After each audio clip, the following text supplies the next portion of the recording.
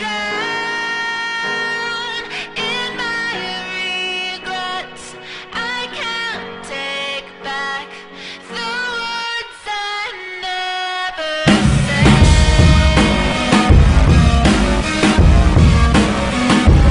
I can't take back the words I never said. This is Lupe Fiasco. I'm here, and I finally, thank God, met up with Lupe Fiasco. Man, what are you doing out here? Observing, watching, showing support, you know what I'm saying? Put my body on the front line, I guess, you know, for something that I think is very important, you know. Now, when you came out with Words I Never Said and you mentioned Building 7, I gotta tell you, man, you inspired a lot of people to look up 9/11 and to investigate it. What made you, what piece of information made you look into 9/11? It was really, you know, one of the things that always stood out for me was Building 7, because it never really got any attention.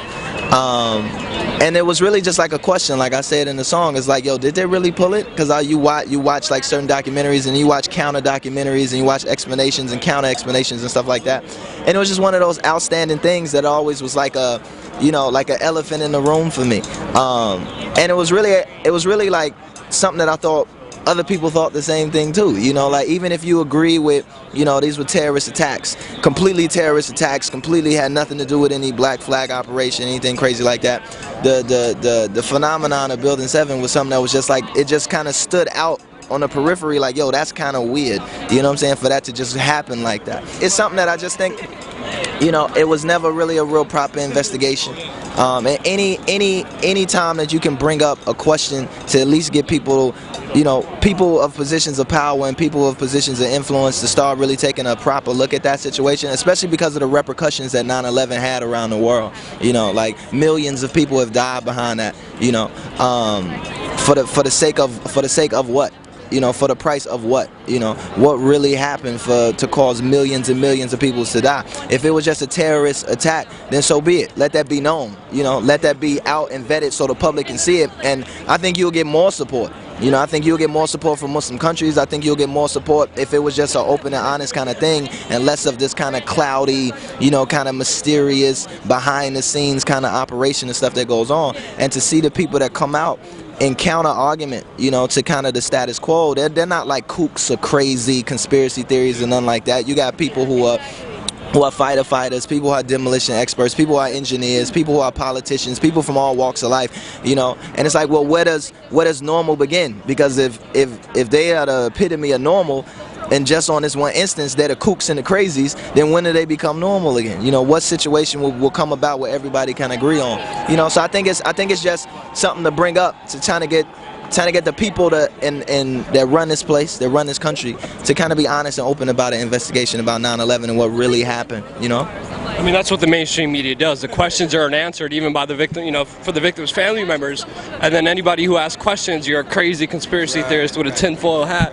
Meanwhile, as you said, family members, rescue workers, survivors, all the people who lived through here, and so much testimony of the bombs and explosions going off. And, you know, we try to do that when we go up to Silverstein and ask him questions. But when he doesn't answer the question, he looks like they have something to hide. They indicate themselves, and it's kind of like they're inviting a conspiracy to make everybody question what happened. But there has to be a certain level of, like, I'm a proponent of critical thinking, you know what I'm saying? So I think that everybody should be critical. I think you should be critical of the people who question it. I think you should be critical of the family members. I think you should be critical of the people that say they heard bombs. I think that's the part, is that you need to investigate it. You know, it needs to be investigated thoroughly. There needs to be interviews. There needs to be a commission. There needs to be a whole kind of thing focused on getting to the truth. Not to push one agenda over the other, or not to even if it was something that was a justifiable kind of situation, then so be it. You know, if it was a situation where, yes, these people really flew these planes into these buildings, this really blew up like this is how this collapsed, and that's how it did, and this is why we went to war with this country and this country and this country. If it's proven, then so be it. Yeah, you know, it's not like I'm trying to, you know, like everything that the government does is bad, or everything that, and at the same time too, everything that the left does is good. You know, it's not that type of situation. For me, it's about critical thinking. you know, and being critical about everything that's going on around you. Even the people that come up, even the family members, even the supporters, even the firefighters that was building, everybody, you know, that was something that I think was never fully vetted and presented to the public, and decisions were just made, you know. So it's an interesting thing. I'm not on any side of the fence on that one. My thing is, let's just get to the truth, and the truth isn't just held by one side of the argument at the same time too. Yeah, you got to look at both sides, and it's not left and right. It's about truth, and don't believe me, don't believe anybody. Just go out there, look, believe your own eyes. Right. And I wanted to bring up the New World Order. What are your thoughts about the New World Order and elites coming together in secret to consolidate power, just like the Bilderberg Group? Do you have an opinion on them? I don't even think they come together in secret. You know, I think the New World Order is something that's deliberate, and it's in the public. I do think that there's certain parts of it that are in secret, simply because it's a private kind of situation. It's private individuals who hold private stake in certain parts of the world, and private stake in real estate, or private stake in their companies. So you'd expect things like that to be secret. You know, you don't invite everybody to dinner at your house. You know what I'm saying? So. And I don't think it's nefarious as people make it out to be. I think it's a lot of the stuff that we silently allow to happen. You know, I think that we're complicit. Even this thing here, occupying Wall Street and everything that's going down today, the one question that came up for me was, well, all the people that we're trying to get to come out and to raise awareness are complicit in it, because their pensions, right, are connected to the stock market. You know, their 401ks are connected to the stock market. Their retirement plans are connected to the stock market. You know, these are people, when you go in and you see those commercials for like Morgan Stanley and stuff like that, and you want to get a portfolio and you want to set up something for your kids or something like that, or you want to invest in something, you're investing into the stock market. You know, when you get your portfolio back, you got a little share of McDonald's, a little share of Apple, a little share of this, a little share of that. And that's the majority of people. You know, that's not like some lunatic fringe, or that's not like some leftist or rightist conspiracy or nothing like that. Those are regular, normal people who go to work 9 to 5, come home, watch TV, watch Dancing with the Stars, lay down, go back to work the next day.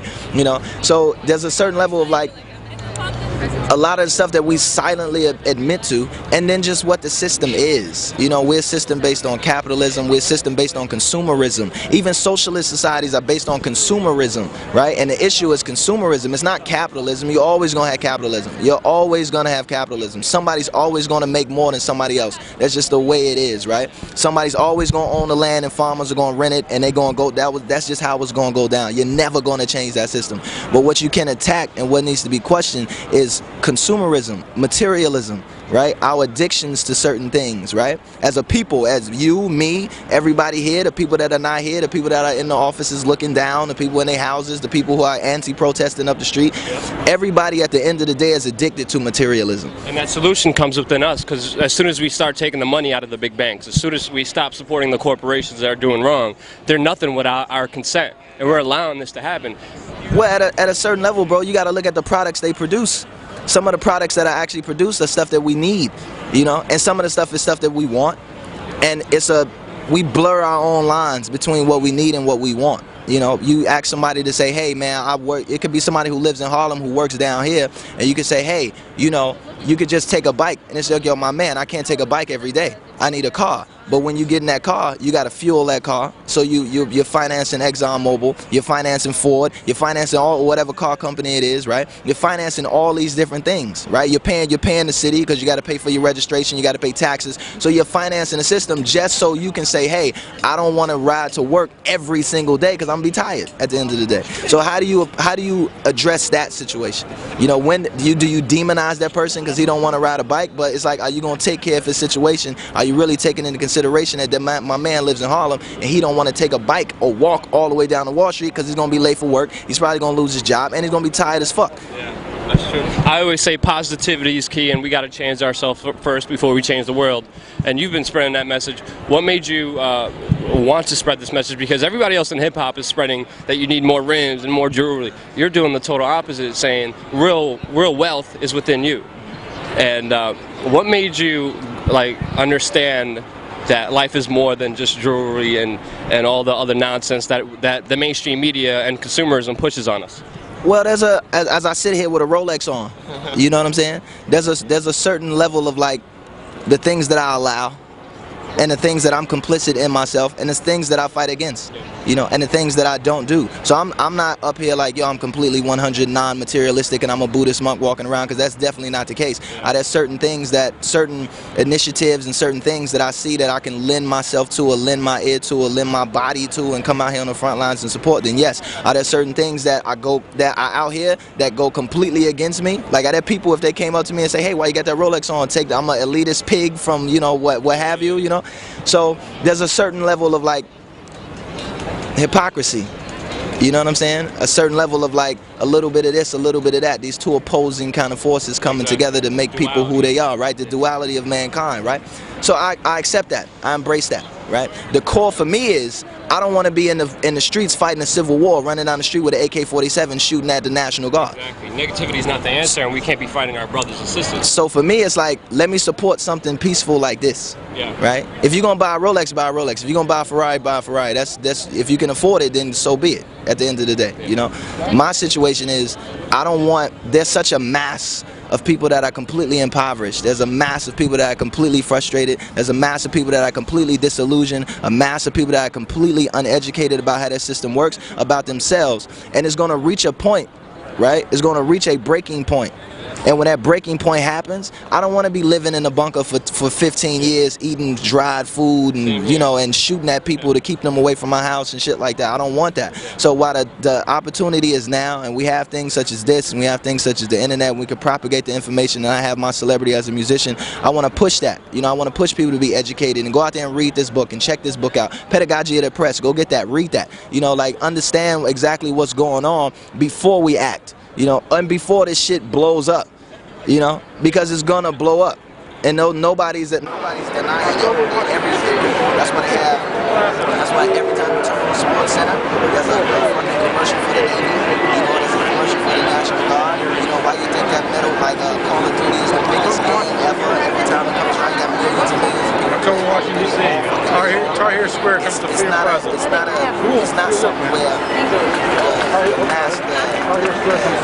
the powers that we are naive to, so we should be naive to it. They're prepared way 10 times more than we are. So for me, it's like, you know, as much as we have the opportunity right now to seize the day and kind of seize the minds before it turns into some violent, bloody fucking stupid revolution or something like that, let's do that. And that's not a threat, and people know it. That's why you go to Texas and guns, everybody got a fucking gun. And everybody say, I got this gun because I don't get it. I'm talking about the little old lady down the street to the fucking hit in the woods with 25 AK-47s and a whole militia behind it, because everybody's expecting something dangerous to happen, something nasty to happen. And I don't want my kids to live in that. And that's been our major message, is to prevent that negativity, that hatred from spreading, and letting people know we're all in this together. We might as well not fight each other. Just saying F the cops and fighting the military, it's only hurting us. Meanwhile, the elites are sitting on top of us, and they're dividing us into contractors. And I thank you so much from the bottom line. That message is more important than anything. I think that's more important than revolution. We need an evolution. We have to change ourselves. Yeah, because when I first started, it was like, there was so Hey, I appreciate you, man. I really think the war on terror is a bunch of bullshit. Just a poor excuse for you to use up all your bullets. How much money does it take to really make a full clip? 9/11 building 7, did they really pull it? And a bunch of other cover-ups. Lupe Fiasco. Yeah, this is all of them. I just turned it off.